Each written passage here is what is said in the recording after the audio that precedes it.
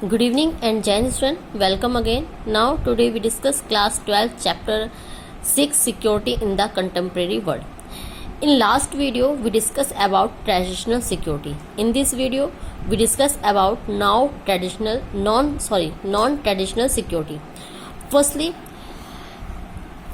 किसी भी कंट्री को अभी हम देख चुके थे कि इंटरनल और एक्सटर्नल क्या क्या उसके इनसिक्योरिटी रहती है, मीन्स क्या क्या उसको डर रहता है, किन किन चीज़ों से उसको अपने आप को सिक्योर करना चाहिए। अब फर्स्टली हम ये जो चीज़ें हैं ये हम बहुत हिस्ट्री से ही सुनते आ रहे हैं, जिन चीज़ों का डर हमेशा से एक कंट्री में किसी भी नेशन में बना रहता है। लेकिन कुछ ऐसी चीज़ें हैं नॉन ट्रेडिशनल जो कहीं ना कहीं कंट्री के डेवलपमेंट में सबसे बड़ी रुकावट बनती है या उसको इनसिक्योर करती हैं। फर्स्टली टेररिज्म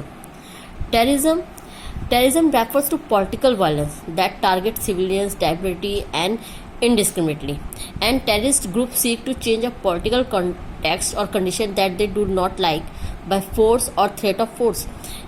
तो आपने देखा होगा आए दिन हम अभी तक लास्ट ईयर से हम देखते आ रहे थे। इससे पहले क्या होता था, अधिकतर जितने भी टेररिस्ट ग्रुप है वो अपनी बात को मनवाने के लिए या फिर कोई चीज़ उनको नहीं अच्छी लगती है तो फोर्सफुली कोई ऐसी चीज़ें करके जिससे गवर्नमेंट के लिए जो हानि हो और गवर्नमेंट उनकी बात मान जाए, ऐसी चीज़ें करके वो अपनी बात को मनवाते हैं। लाइक हमने 9/11 अटैक देखा। 9/11 अटैक में जो ओसामा बिन लादेन के जो टेररिस्ट थे उन्होंने अपने रिवेंज के लिए क्या करा था, 4 प्लेन्स को हाईजैक करके जिसमें बहुत ही इनोसेंट लोग बैठे थे जिनका इन सब इंसिडेंट से कोई मतलब नहीं था, उनको मार दिया। उसके बाद उन प्लेन को क्रैश करते, जिन बिल्डिंग में क्रैश करा उसमें भी हज़ारों लोग मारे गए और काफ़ी सारी जो अमेरिका की इकनॉमी थी उसको भी उन्होंने डिस्ट्रॉय करा। इस तरह से किसी भी कंट्री की, एक पावरफुल कंट्री अमेरिका तक को उन्होंने अपने थ्रेट्स अपने फोर्सफुली उसको डराया। और ऐसी कई सारी कंट्रियाँ लाइक इंडिया इसका सबसे बड़ा example, India, Pakistan, Bangladesh, Nigeria हम देखते हैं वहाँ भी टेररिस्ट जो होते हैं अपनी बात को मनवाने के लिए या किसी टेररिस्ट को छुड़वाने के लिए क्या करते हैं, आए दिन वहाँ पे हाईजैक करते हैं या फिर सीरियल बॉम्ब ब्लास्ट करते हैं जिससे जो वहाँ की गवर्नमेंट है वो उनके आगे झुके और उनकी बातों को माने। और इस तरह से कहीं ना कहीं एक कंट्री के गवर्नमेंट का फोकस वहाँ के डेवलपमेंट में रह के सबसे पहले ऐसे टेररिस्ट को झुकाना है, ऐसे टेररिस्ट से लड़ना, दबाना होता है। तो कहीं ना कहीं जो टेररिज्म है वो किसी भी कंट्री के लिए सबसे बड़ी प्रॉब्लम क्रिएट कर रहा है। The public and to use the unhappiness of the public as a weapons against national government or other parties in conflict. जो टेररिस्ट होते हैं वो पब्लिक को अपने एक वेपन्स के तौर पे यूज़ करते हैं, लाइक कोई भी प्लेन हाईजैक करके या ट्रेन में, कैफेज में, मार्केट में बॉम्ब ब्लास्ट करके अपनी बात को मनवाने के लिए। अब नेक्स्ट है ह्यूमन राइट्स हम बहुत सारी कंट्रीज़ में देखते हैं। जो human rights have come to classify into 3 types. Firstly, the first type is political rights such as freedom of speech and assembly. Freedom of speech, इसके लिए हम चाइना का एग्जांपल देते हैं। चाइना जो खुद ही एक सिक्योरिटी काउंसिल का मेंबर है तब भी वहाँ की पब्लिक को फ्रीडम ऑफ स्पीच के नाम पे ज़ीरो है। वो अपने पॉलिटिकल पार्टीज़ के अगेंस्ट में कुछ नहीं बोल सकते, वहाँ की गवर्नमेंट के अगेंस्ट में कुछ नहीं बोल सकते। इस तरह उनके ह्यूमन राइट को वायलेट करा गया है।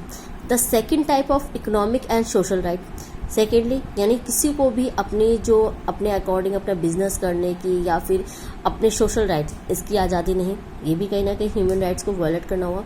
And the third type is the right to colonize people और ethnic and indigenous minorities, means जो मेजोरिटी में लोग होते थे वो क्या करते थे, माइनॉरिटीज़ को डिस्क्रिमिनेट करते थे, उनके साथ बैड बिहेवियर करते थे। तो इस तरह से उनके जो ह्यूमन राइट्स थे उनको वायलेट करा जाता था। अब नंबर 3 पे आते हैं हम, global poverty is the source of insecurity. Like आज 21st सेंचुरी में वर्ल्ड के एशिया ऐसे एरिया है, ऐसा कॉन्स्टेंट है कि जहाँ पे 6 कंट्रीज़ में 50% पॉपुलेशन वर्ल्ड की रहती है। इनमें है India, China, Pakistan, Nigeria, Bangladesh, Indonesia. ये 6 कंट्री ऐसी है जहाँ पे सबसे ज़्यादा पॉपुलेशन है वर्ल्ड की, और ये सबसे ज़्यादा पुअर कंट्री भी है बिकॉज यहाँ की पब्लिक का लिविंग स्टैंडर्ड बहुत ही लो है। बिकॉज जितने भी रिसोर्सेज हैं वो यहाँ की पॉपुलेशन के अकॉर्डिंग पूरे नहीं पड़ पाते हैं। इस कारण यहाँ पे कंट्री में क्या होती है, पॉवर्टी है ना। चाहे कितना भी डेवलप कर पा रहे हैं, लेकिन जो डिफरेंसेस है रिच और पुअर के बीच का वो दिन ब दिन बढ़ता जा रहा है और पॉवर्टी यहाँ बढ़ती जा रही है। तो ये भी कहीं ना कहीं एक सबसे बड़ी this disparity contributes to the gap between the northern and southern countries of the world. और ये कहीं ना कहीं ये जो गैप है तो ये सबसे बड़ा एक इनसिक्योर कर रहा है इन कंट्रीज़ को, बिकॉज उनका फोकस फिर से कहीं और ना हो के इन सब चीज़ों को पूरा करना, अपने पब्लिक की बेसिक नीड को पूरा करना रह जाएगा। फोर्थ हम आते हैं माइग्रेशन। अभी हम देखते हैं कि काफ़ी सारी जो पब्लिक होती है, poverty in the South Asia also led to large scale migration to seek a better life and specially better economic opportunities. कई सारे लोग बेटर लाइफ के लिए, बेटर इकोनॉमिक अपॉर्चुनिटीज़ के लिए एक जगह से दूसरी जगह पे जाते हैं, एक कंट्री से दूसरी कंट्री पे जाते हैं। और इस रीज़न से जिस कंट्री में वो जाते हैं वहाँ की पॉपुलेशन पे बर्डन पड़ता है, वहाँ के बजट पे बर्डन पड़ता है।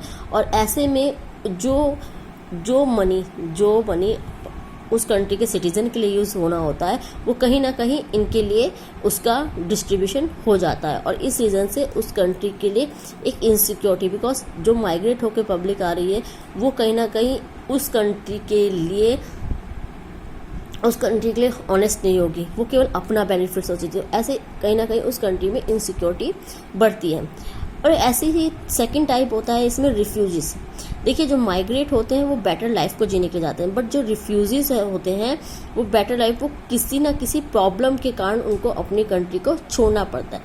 This has created international political friction and international law and norms make a distinction between migrant, those who voluntarily leave their home countries, and refugees, those who free from war, natural disaster, political persecution, यानी जो किसी disaster के कारण, political prescription के कारण या किसी war के कारण अपनी कंट्री को जिनको छोड़ना पड़ता है उनको रिफ्यूजीज कहा जाता है। ये क्वेश्चन अधिकतर आपको 2 मार्क्स में आ जाता है, differences between migrate people and refugees. Next है आपका हेल्थ एपिडेमिक। बिकॉज फर्स्टली मैं माइग्रेशन का आपको एक एग्जांपल देती हूँ, बांग्लादेश का एग्जांपल। बांग्लादेश में जब पाकिस्तान से बांग्लादेश अलग हुआ था उस टाइम में हमने देखा बहुत सारे जो पब्लिक थी वो माइग्रेट होकर इंडिया में आ गई।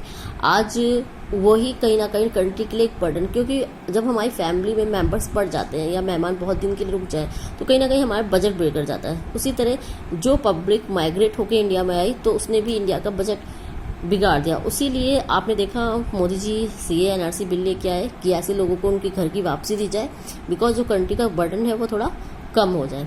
नेक्स्ट है हेल्थ एपिडेमिक।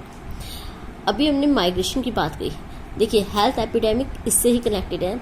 जब फॉरेन कंट्रीज से लोग अपनी इकोनॉमी को बेटर करने के लिए दूसरी कंट्री में आते हैं तो कहीं ना कहीं वो माइग्रेट होकर कुछ डिसीज़ को भी माइग्रेट कर लेते हैं, अपने साथ ले आते हैं और उस तरह से वो डिसीज़ कहीं ना दूसरी कंट्री से फैल जाती है। आप करंट सिचुएशन को देख लीजिए, जो पैंडेमिक इस टाइम वर्ल्ड वाइड पैंडेमिक है, जो ग्लोबल पैंडेमिक फैली हुई है कोरोना, वो चाइना से स्टार्ट होकर आज वर्ल्ड की हर कंट्री में, और आज उसने इंडिया की सिचुएशन को इतना बुरी तरह अपने सेकंड वेव में पूरी तरह से ख़राब कर दिया है कि आज हमें दूसरी कंट्रीज से हेल्प मांगनी पड़ रही है ना। तो इसने कहीं ना कहीं हमारी कंट्री को इनसिक्योर कर दिया है।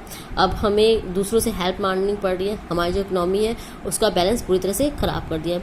और इससे पहले भी हमने देखा जो HIV एड्स जैसी, बर्ड फ्लू जैसी जो डिसीज़ रही हैं वो इसी माइग्रेशन के कारण दूसरी कंट्रीज़ में आई हैं। Now thank you student. In next video we discuss about India's security strategies. Thank you. Jai Hind.